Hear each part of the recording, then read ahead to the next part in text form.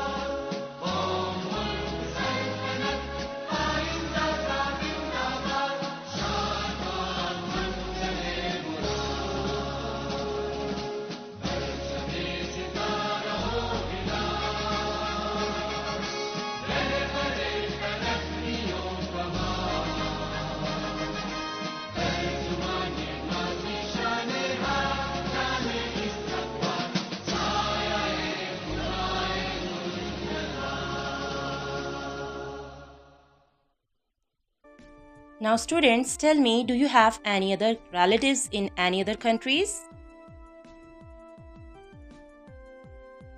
In which country do you live? I live in Pakistan. What is the full name of Pakistan? Islamic Republic of Pakistan.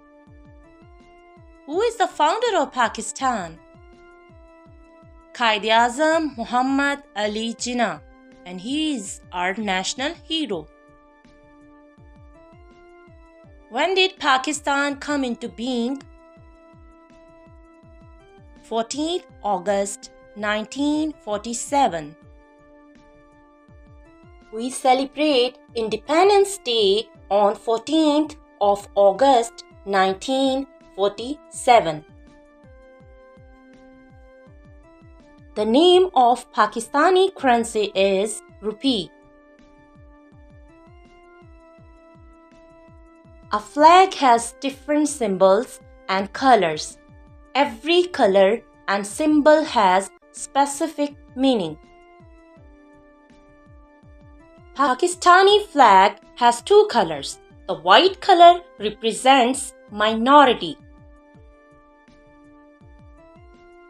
Minority means non-Muslims, Hindus, Christians, Sikhs. The green color represents majority people. Majority means Muslims. Crescent means new moon. The crescent represents progress. The star represents light and knowledge.